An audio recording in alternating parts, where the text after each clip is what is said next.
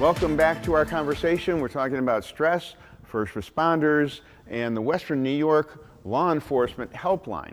And Bonita Frazer and Officer Tony LeBron are involved in the helpline for first responders. Let's get back into our conversation.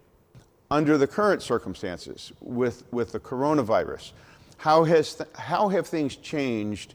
What's the nature of this virus done to the stress levels of first responders everywhere? And you know, is it any different? Is it more stressful than it was in different ways? Bonita, how is it affecting people?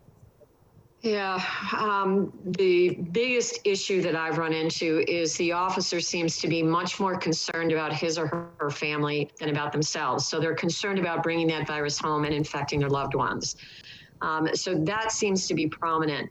But there are a couple of other issues too that are going on that are making it very difficult. So when they encounter individuals who are not taking the recommended precautions, such as wearing a mask and maintaining that social distancing, that often feels very disrespectful. That feels disrespectful toward anybody in the community that could potentially be vulnerable to the virus. And you know why it's incumbent upon all of us, obviously, to take those precautions and take those safety measures.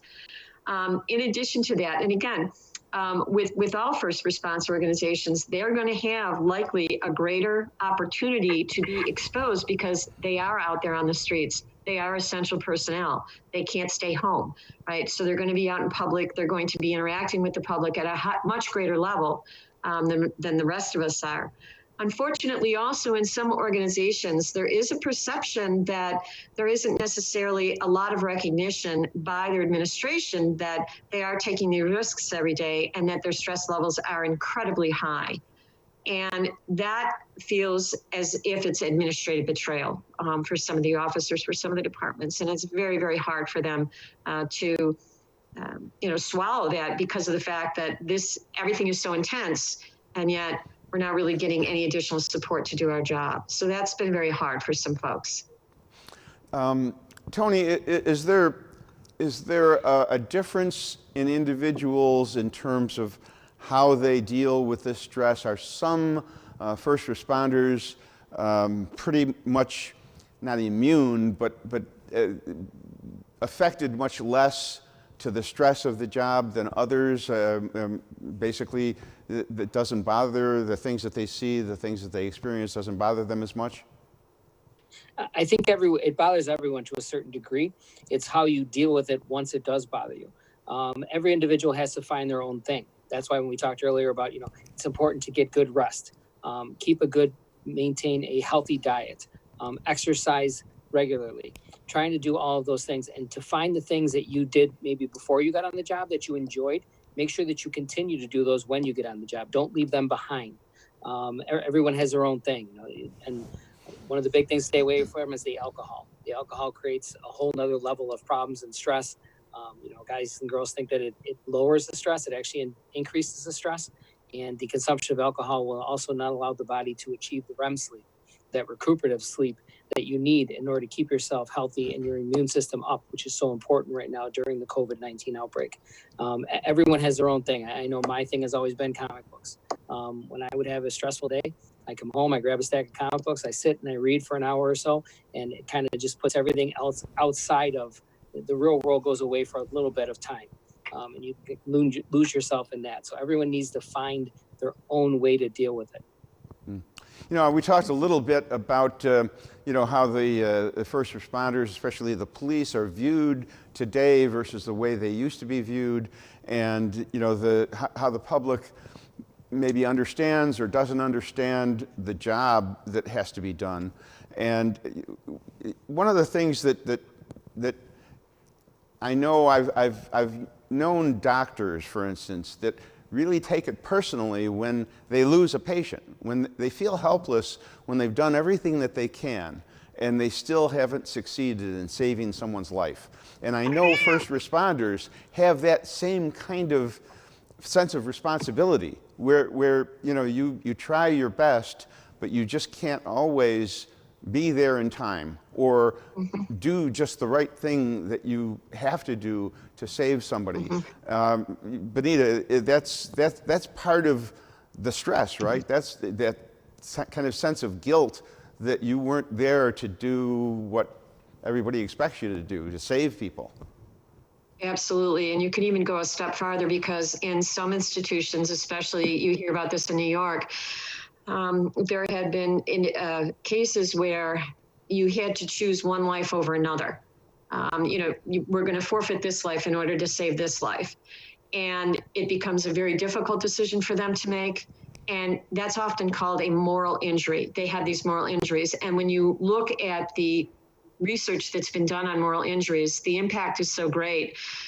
Those are the kinds of things that can stay with people for years and even a lifetime to come. These are the kinds of things that can kind of come back and haunt them in a way and create some mental health issues for them as well. So yes, you're 100% correct. We, again, recommend a lot of different things to try to manage the stress that goes along with this. There are no easy answers. Like this problem is not just going to go away. Medical personnel are going to continue to be in this position of having to make some very difficult decisions about people's lives. And it is obviously very uncomfortable. So Tony had recommended some very specific self-care kinds of techniques, but I think as an organization, the organization itself, every organization has to take responsibility. We have a personal responsibility, but then again, each organization has a responsibility as well to create a healthy environment. And leadership at all levels needs to be out there in as much as possible while not putting themselves at risk to actually be there and observe the types of stress, the types of situations, the types of conditions that their personnel are working under, and make a point of, giving them, some praise, some recognition, and some thanks for what it is that they're doing. And that can go a long way to help people feel a little bit better. That can go a long way to start to dampen down that stress that people are experiencing. Well, one of the tools is the Western New York Law Enforcement Helpline. Can you tell me a little bit about the helpline? How does that work, Bonita? Okay. Yeah, very simple.